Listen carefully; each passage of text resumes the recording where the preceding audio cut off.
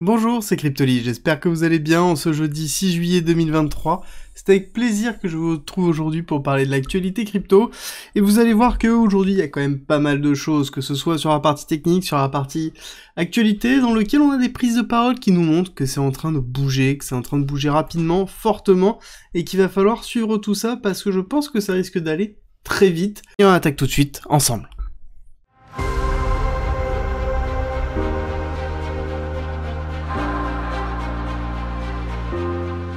Alors au niveau de l'actualité, déjà, alors, je vais pas faire comme d'habitude passer sur chacun des articles, déjà je vais juste vous planter un petit peu le décor, histoire de vous rappeler que nous sommes actuellement dans un moment très particulier, où nous avons une série de spots, d'ETF spots BTC qui sont déposés, de demandes, et qu'on attend la validation de la SEC, à savoir qu'il y a eu un retour comme quoi ce n'était pas déjà correct au niveau du dépôt, et ça a été redéposé quasiment instantanément, avec notamment la participation de Coinbase comme étant acteur de validation des différentes transactions et de la validation de la conformité des transactions au niveau des différents ETF. Et là, actuellement, on a une série de nouvelles, on va les regarder ensemble, dans lequel on a quand même une intervention de la SEC, où on a justement Esther Pierce, donc qui est plutôt pro-crypto au niveau de la SEC, qui fait partie de la SEC, qui explique que au niveau des ETF, il n'y a pas forcément de législation qui est fixe. Ça veut dire que, bon, c'est un peu comme on veut au niveau de la validation. On décide, oui ou non, il n'y a pas de cadre réel, et c'est plutôt ce qu'ils définissent comme étant une moving target. Ça veut dire que ça bouge, ce cadre légal bouge dans la validation. Donc, il n'y a pas de base structurelle. Donc déjà, c'est très important à retenir. Ça sous-entend,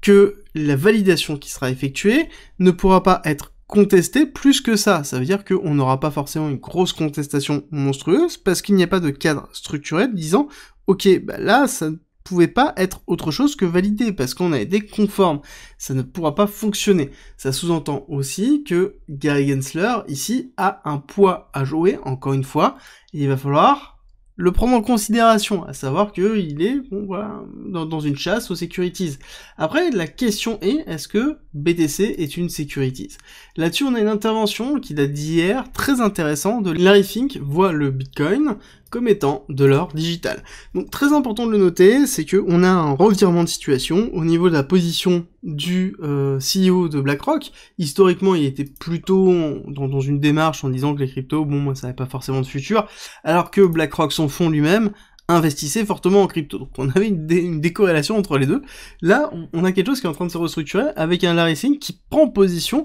et principalement, on va pas se le cacher, avec la notion du dépôt d'ETF qu'il a effectué. Donc là, on a une pression qui est en train de se mettre au niveau de la SEC en disant, ok, vous attaquez peut-être les securities, mais n'oubliez pas, nous, ce qu'on dépose, c'est BTC. Et BTC, c'est quoi? C'est donc de l'or numérique. Donc là, on a une prise de position officielle du CEO de BlackRock qui a quand même un poids très fort sur le monde économique en général, et notamment le monde traditionnel. Et là, on a un pont qui est en train d'effectuer, c'est quelque chose qui est suffisamment important pour être noté. Et du coup, ce qui est aussi intéressant, c'est qu'on a des nouvelles comme quoi on a justement CZ, donc le CEO de Binance, qui justement prépare l'arrivée de très gros volumes de trading pour justement les 6 à 12 mois qui arrivent. Donc 6 à 18 mois, pardon, 6 à 18 mois qui arrivent. Donc ça sous-entend que on va avoir normalement une augmentation de trading, et ce n'est pas lié aux ETF. Là, il considère que c'est par rapport à tout ce qu'il a pu voir et connaître en termes de patterns et des événements qui peuvent se faire historiquement, et la préparation du halving. Donc là, on est dans un moment où on va avoir une augmentation du trading, une augmentation du volume, et à côté, on va se retrouver avec quoi? On va se retrouver avec potentiellement une validation d'ETF spot BTC sur les plus gros, parce que, pourquoi je pense que ça va être validé? Parce que on a une pression qui est telle à l'heure actuelle sur la SEC, sur en plus BTC qui ne fait pas partie des interrogations actuelles, qu'on soit d'accord. Les interrogations sont sur les possibles securities, dans lequel c'est globalement tout sauf BTC, et potentiellement Ethereum, c'est encore dans une zone très très grise, vu la non-volonté de répondre à cette question-là, de statuer sur Ethereum lors de son passage au Congrès. Gary Gensler n'a pas répondu. Donc on est quand même dans une démarche où on se dit, ok, bah on a des nouvelles, on a à côté des actions qui sont en train de se préparer, et clairement, on a vraiment la préparation du marché à une accélération, de volume, alors que ce soit à la hausse ou à la baisse, hein, on définit pas, mais clairement si on a une acceptation de l'ETS ce sera à la hausse, si on a un refus de l'ETS ce sera à la baisse, mais dans tous les cas on a quelque chose qui est en train de se préparer très fortement, et au niveau justement du momentum qu'on est en train d'avoir, on a eu la minute de la Fed qui s'est pas forcément très bien passée, hein. On a eu une petite réaction des traders, avec notamment la validation du fait que potentiellement les membres veulent plus d'augmentation, bon ça on le savait déjà, et quand on décortique un petit peu justement ces minutes de la Fed, on ressort que oui, il va y avoir des augmentations entre 1 et 2, plus ou moins, dans les différentes évolutions qu'il peut y avoir, en fonction de l'évolution, bien évidemment, de l'inflation. Donc là, le marché est en train de pricer ça n'a pas forcément été très mauvais le pricing, quand on regarde rapidement sur le Nasdaq, on voit qu'on a eu une journée qui a été relativement flat, on a eu une agression baissière, puis après ça a été ravalé. Bon, pour moi, le marché avait déjà prévu ça, donc on est dans une macro qui est plutôt cool, avec quelque chose qui est flat, donc je pense que j'arrêterai de présenter la macro jusqu'à ce qu'il y ait quelque chose vraiment qui se passe, ou qu'on ait un momentum. Pour moi, là actuellement, on est dans une phase de ranging, de neutralité, et la seule chose qui est vraiment intéressante, c'est de voir le DXY rate, donc qui est l'indice dollar, qui est très important à l'heure actuelle, dans lequel on est toujours dans cette phase de compression, hein. Je vous l'avais annoncé déjà depuis mai 2023 qu'on est rentré dans une phase de compression, et là c'est exactement ce qui est en train de se passer, et on voit que cette phase de compression est essentielle pour pouvoir faire une continuité baissière, hein, pour aller rechercher les zones en dessous des 94, ici la zone d'order block, qui serait plutôt positif sur justement le BTC, dans lequel on aurait une valorisation suffisamment importante. Et d'ailleurs je vais vous proposer une vue en daily cette fois-ci, ça fait quelques jours que je ne l'avais pas fait, pour vous faire prendre un petit peu de recul, parce qu'on parle souvent de ranging en 1 heure, là, beaucoup, dans lequel nous sommes ici dans une zone de ranging, ok, mais est-ce que nous ne serions pas ici dans une zone de ranging aussi? C'est-à-dire avec le plafond de verre des 31 000, et ensuite le plafond des 25 300, qui est la rupture de la R de notre accélération haussière que l'on a pu avoir au niveau de l'accumulation de week-off. Donc, pour moi, ici, il y a deux patterns possibles. Soit nous sommes dans une accumulation, parce que nous n'avons pas fait de réel plus haut, c'est-à-dire qu'on est allé chercher, oui, de la liquidité, mais on n'a pas fait de structuration au-dessus, d'accord? Si on avait fait quelque chose comme ça, et qu'on structurait au-dessus de l'UT, là-dessus on aurait une discussion qui serait totalement différente. Là, ce n'est pas le cas. Là, on est en train de structurer sur la résistance, enfin en dessous de la résistance exactement, et que là, du coup, tant qu'on ne casse pas cette résistance, on ne va pas aller plus haut, on ne peut pas avoir d'accélération haussière suffisamment forte. Il faut d'abord faire une rupture, et sur la rupture, on aura une accélération, d'accord? Si on ne fait pas cette rupture-là, on n'aura pas d'accélération, et là, la tendance que l'on peut avoir, ça va être plus aller sur cette notion de retracement, pour aller chercher le bas de ce range daily, idéalement si on est vraiment dans un range. Pour être dans un range, il faudrait avoir une deuxième touche basse pour déterminer qu'on est bien dans un range, donc là, il va falloir être patient. Néanmoins, pour moi, j'ai tendance à vous dire qu'on pourrait très bien avoir un petit retracement, et ensuite avoir une réaccélération, dans le sens où on pourrait avoir 1, 2, 3, 4, voire même ça pourrait être la 4, mais une petite 4 pour avoir une dernière 5 et structurer vraiment au-dessus, et donc du coup après avoir cette préparation de consolidation au-dessus des 31 000 pour aller chercher beaucoup plus haut. Mais là, on n'est pas du tout dans cette situation, on est toujours dans cette phase de retracement, et quand on regarde un petit peu, donc on va juste dézoomer un petit peu, où on voit très bien notre belle accumulation avec notre belle rupture, on a cette tendance ici, hop, on la refait, on la met bien,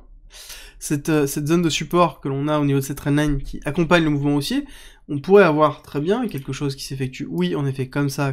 pour avoir une zone de compression que l'on pourrait avoir pour pouvoir ensuite sortir, ou tout simplement attendre ici, hop, nouvelle accélération, puis après retest, puis après accélération. L'autre probabilité serait d'avoir un retest ici et une réaccélération, mais à ce moment-là, pour moi, on serait plus dans une tendance de compression que je vous ai présenté juste avant. Donc, on est dans une zone très importante, et de toute façon, on sent que le marché est en train de se préparer. Quand on regarde un petit peu l'order flow, bah, on a une consolidation, on voit qu'on est dans une zone de neutralité en 1 heure, dans le sens où on a ici les positions des top traders qui sont flat, d'accord, donc voire légèrement en augmentation, donc on est en train de consolider petit à petit, mais on n'a pas de décision qui est effectuée. Et pareil sur l'open interest, on a sur un open interest qui est en train de se diluer légèrement, donc on est remonté tout doucement à 122, puis là on est redescendu à 112, bon, on a un open interest qui reste relativement flat, qui correspond à la neutralité qu'on est en train d'avoir. Neutralité oui, mais quand on regarde en 1 heure, on voit qu'on est vraiment en train de chasser, c'est pour ça que je vous dis qu'en 1 heure, on est potentiellement vraiment dans cette zone de ranging très fort, dans lequel on a bien fait la cassure, ici, donc réaccélération baissière très forte, dans lequel on est allé rechercher ici cette zone de liquidité que j'avais notée, on est allé juste la toucher, réaction haussière directement, je crois qu'il y a eu 1,5% qui a été pris, donc on a eu une belle réaction structurée, donc pour moi, là, il y a deux possibilités, et même je vais vous donner ma plus grosse possibilité pour moi, je pense qu'on va avoir une continuité baissière ici pour aller chercher la zone des 30 000, 29 800, d'accord, donc qui est globalement les dollars qui se trouvent ici, hein, qui se trouvent dans cette zone de consolidation qu'on a eu déjà avec une attaque baissière, deuxième attaque baissière, et qu'à chaque fois ça a été ravalé entièrement, d'accord. On voit bien en une heure, attaque baissière, ravalement total dans lequel on a ravalé quasiment un tiers de la bougie, donc je pense qu'on pourrait très bien avoir une pattern qui se met en place comme ça, petite accélération, on va retester doucement cette partie-là, donc les 30 666, pour ensuite faire une attaque baissière et aller chercher les 30 000, et les 28 800, et la réaction haussière relativement forte, pour ravaler une partie de la bougie, et globalement on verra si on part sur cette attaque haussière encore une fois, donc c'est-à-dire on va tester la partie basse du canal, et hop, ensuite on va retester la partie haute, et aller chercher la zone de retest, et la question que l'on va se poser c'est est-ce qu'on va chercher les liquidités qu'on a laissées là, ou est-ce que oui ou non on va réattaquer, à savoir qu'au niveau du RSI on a un petit peu de marge, hein, on est toujours en dessous du 50, donc pour moi on a de la marge d'attaque pour aller passer en dessous ici des 30, dans lequel on pourra rentrer dans une zone de survente qui pourrait correspondre à ces 30 000 $ justement au niveau du prix. Si on regarde au niveau des liquidités, bah, ça nous confirme un petit peu ce qu'on est en train de voir, c'est-à-dire qu'au niveau des liquidités, on regarde très proche, hein, d'accord, très proche, on voit quoi? On voit qu'on a la petite zone de liquidité qui est au-dessus, donc d'où la petite accélération haussière, on récupère un petit peu les shorts agressifs que l'on a, et ensuite on va chercher quoi? On va chercher la zone de liquidité qui se trouve ici dans cette zone-là, pour aller récupérer justement jusqu'au 29 900, dans lequel on a des petites poches de liquidité. Ça reste des petits mouvements, parce que on attend la volatilité, parce qu'on attend une prise de position des cours pour aller plus loin et plus haut.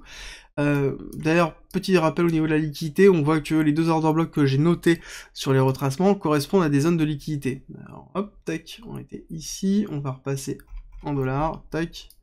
on voit quoi? Premier OB, deuxième OB, ça correspond aux liquidités que l'on retrouve au niveau de Kingfisher.